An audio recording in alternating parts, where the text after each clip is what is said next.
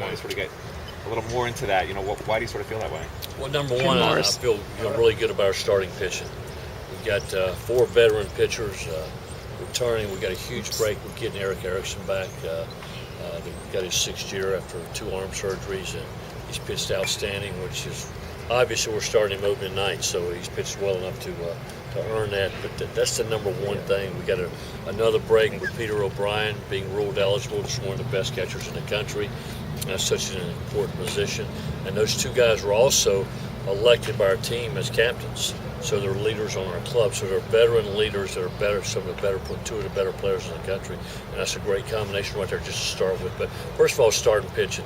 We know where we're at there, and we don't know where we're at in a lot of things, at this point in time, but we feel good about that. I know you're always going to say that pitching and defense get you to Omaha, but from an offensive perspective, who looks like they might be, some go-to guys and clutch hitters for you right now? Well, I think O'Brien and Ronnie Rodriguez are going to hit 3rd and 4th in the lineup, be guys that can hit with power and drive in some runs. Steven Perez is a guy that needs to be up in the front of the lineup somewhere and get on base, because he's probably our best base runner too. He's got great instincts, and Julian Santos has had a great preseason, even though it's his 1st year, and he's coming off 2 knee surgeries.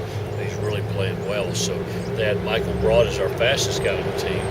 So wherever he hits in the lineup, I would think 2nd or 5th in the lineup, one of the 2 right now, right out of the chute. So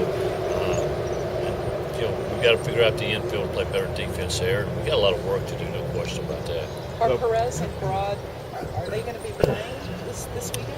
Perez will not play this weekend. The most he'll probably do is DH at best. So we expect to have him back, from what I understand, by Albany, to be able to start playing and practicing every day. He's on a routine where he's throwing every day to get ready to play. So we don't want to rush it and take any chance, any setbacks at this point for sure. What about Broad? Broad's ready to go. He's ready to go. He had shin splints and didn't run for a while. He's feeling good now and he's ready to play. Who takes over for Perez? Medeiros can play. Jared's a freshman, can play short. Michael Broad can also play short if we want to move him from 2nd to short. But then you don't know what you're doing for short 2nd. Right. But we can do either one of those combinations. Jim, aside from middle relief, which is always you got to find those guys, you feel pretty comfortable with this group going into the season? Well, I feel good about our starting pitching. I'm not sure about the bullpen. Whether it's middle relief or any role right now. We don't have an established closer. We don't have an established setup guy. All those guys signed pro last year. So we lost that part of it. And to me, that's a very, very important part of the game. Plus, we got to play solid defense behind these guys, or you're going to have issues. We're going to score more runs. We're going to be better offensively than we were the last 3 years, maybe. But we still got to play solid defense. You can't give up big innings. You don't score as many runs today as you used to score. It seems like every year you've had a guy or 2 kind of rise to the occasion in the bullpen. Is there anyone that you see has some potential to kind of turn it on for you? Well, the guy's number one that we need to is E.J. Encinosa. He's the guy that we need to. He's got, I guess, probably the best stuff on the team. And he's 94, 95 with a good sink. And so he's a guy that we really need to do, for that particular role. We're expecting him to be our closer, and a guy that hasn't been a closer before. So, and I always say this: until you've been a closer, you got to go and establish yourself in that role. Do you have any pitch limits on any of the guys early in the year? The first weekend will be 80 pitches on the starters. The first week we'll go up to probably 90 the second week. So hopefully they'll be efficient in their pitch counts and get ahead of the hitters and get 6 or 7 innings this first inning. Is Eric under those same limitations? Yes. He's in as good a shape as anybody. He may be in better shape than anybody. The guy works hard. He's realized what being in shape and doing all this exercise and doing everything to get ready, how important that is after 2 arm injuries. Jim, who are the setup guys, righty and lefty? Well, that's to be established, but Eric and Nikoljevic, well, that's a tough one for me. Junior college, Eric Ned, we call him Ned.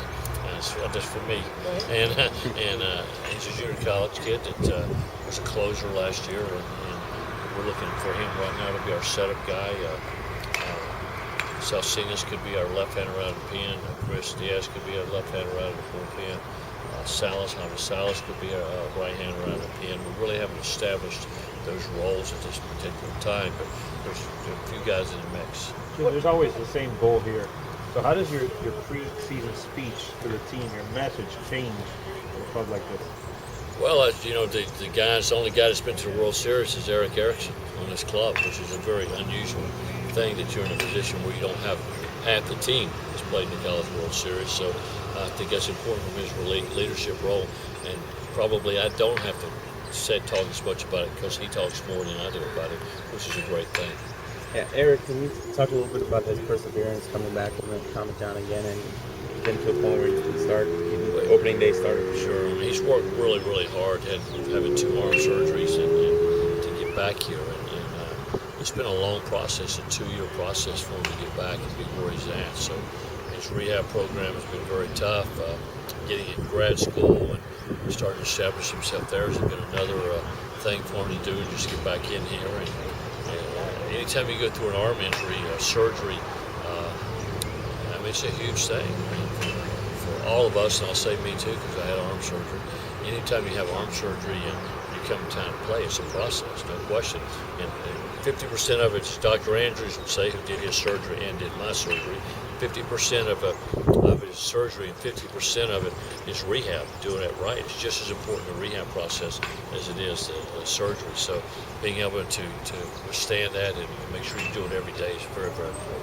Why with a guy like him, you don't worry about the mental side? He's obviously been through so much. He's pretty strong mentally. Oh, he's a tough kid, and he understands very mature, and so I think that's not an issue.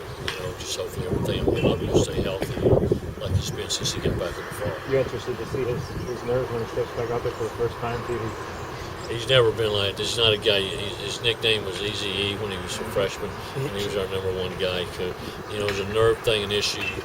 It's not an issue for him, so I'm not concerned about that at all. In fact, I hope the other players look at him and gain from his experience and his being so mature to get better. With the lineup, were you saying O'Brien's probably the #3 guy right now? Starting off? Ronnie and O'Brien are 3-4 hitters right now.